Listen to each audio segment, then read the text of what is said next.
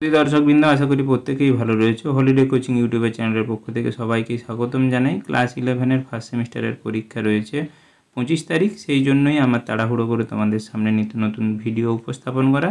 আশা করি ভিডিওটি ভালো লাগবে। সম্পূর্ণ জ্ঞান লাভের জন্য সম্পূর্ণ ভিডিওটি দেখার আবেদন থাকলো। পূর্বের ভিডিওগুলো ডেসক্রিপশন বক্সের লিঙ্ক থেকে দেখে নেবে।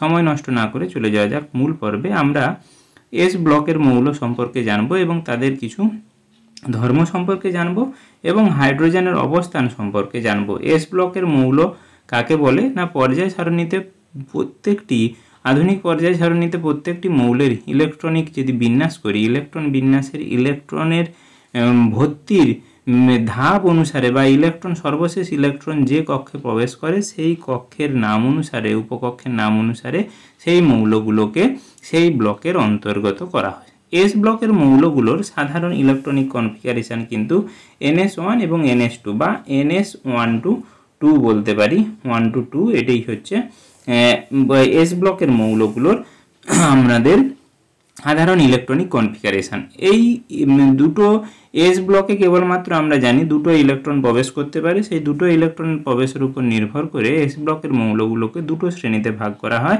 একটা হচ্ছে 1A শ্রেণী আর একটা হচ্ছে 2A শ্রেণী। এস ব্লকের মৌলগুলোকে পরপর শ্রেণী বরাবর যদি আমরা নিচের দিকে যাই, তাদের অ্যাটমিক নাম্বারগুলো কিভাবে পরিবর্তন হয় সেই কথা একটু জেনে নেই।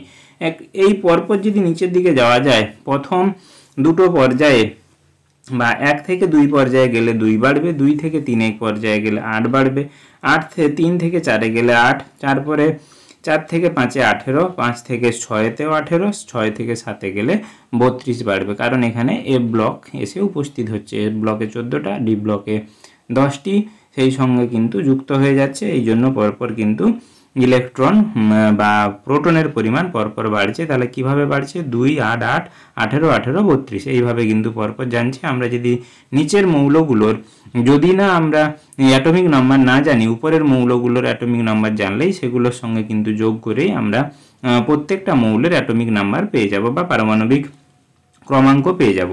1-এর যে মৌলগুলো সেগুলো হচ্ছে helium, lithium, sodium, potassium, rubidium, caesium, francium এবং 2-এর মৌলগুলো হলো helium, beryllium, magnesium, calcium, strontium, barium, radium.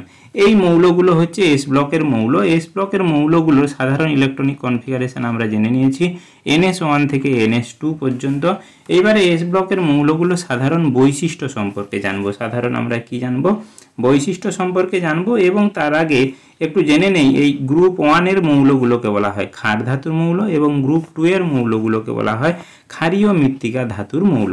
ক্ষারীয় ভিত্তিকা ধাতুযুক্ত মৌল, কারণ এদেরকে পরিবেশে পাওয়া যায়, কিন্তু সাধারণ অবস্থায় এই গ্রুপ 1-এর মৌলগুলো তীব্র ক্ষার ধর্ম দেখার জন্য এদেরকে কিন্তু মুক্ত অবস্থায় পাওয়া যায় না। এই জন্য তাদেরকে ক্ষার ধাতু, এদেরকে মুক্ত অবস্থায় মাটিতেই পাওয়া যায়, এই জন্য এদেরকে ক্ষারীয় মৃত্তিকা ধাতু বলা হয়।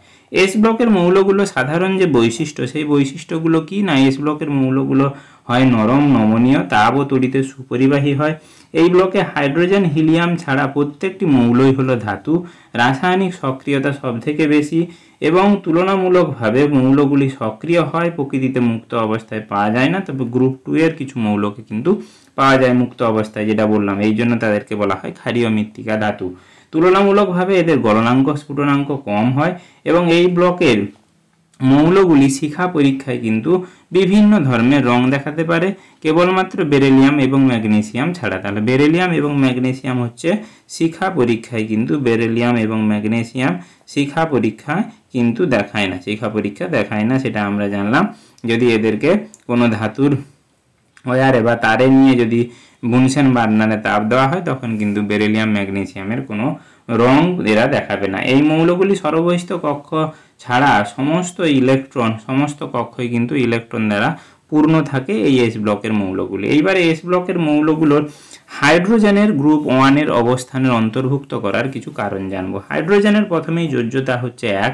ক্ষার ধাতুগুলো গ্রুপ 1-এর মৌলগুলোর কিন্তু যোজ্যতা হয় 1 এবং হাইড্রোজেন, যেরকম কথা একটু আগেই বলেছিলাম, হাইড্রোজেন কিন্তু ইলেকট্রন ত্যাগ করে ক্যাটায়নে পরিণত হতে পারে ক্ষার ধাতুগুলির মতোই, এবং হাইড্রোজেন কি করে অপরকে বিজারিত করতে পারে, এই জন্য নিজে জারক এবং তীব্র বিজারক দ্রব্য হিসাবে গ্রুপ 1-এর মৌলগুলোকে কাজ করে। সেরকম হাইড্রোজেনও গ্রুপ ওয়ানের মৌলগুলো তীব্র বিজারক ধর্মের সঙ্গে সাদৃশ্য রয়েছে এবং হাইড্রোজেন জলে অক্সিজেনের সঙ্গে বিক্রিয়া করে স্থায়ী যৌগ তৈরি করে, সেরকম ক্যালসিয়াম ক্ষার ধাতুগুলো অক্সিজেনের সঙ্গে বিক্রিয়া করে যে অক্সাইডগুলো তৈরি হয় সেগুলো কিন্তু স্থায়ী যৌগ তৈরি করে। এই বিশেষ কারণগুলো সাদৃশ্য থাকার জন্য ক্ষার ধাতুর সঙ্গেই সেই জন্য হাইড্রোজেনকে গ্রুপ 1 এর মৌলের অন্তর্ভুক্ত করা হয়েছে। তাহলে কেন হাইড্রোজেনকে গ্রুপ 1 এর মৌলের অন্তর্ভুক্ত করা হয়েছে সে সম্পর্কে জানলে এবং এস ব্লকের মৌলগুলোর বৈশিষ্ট্য এবং এস ব্লকের মৌলগুলোর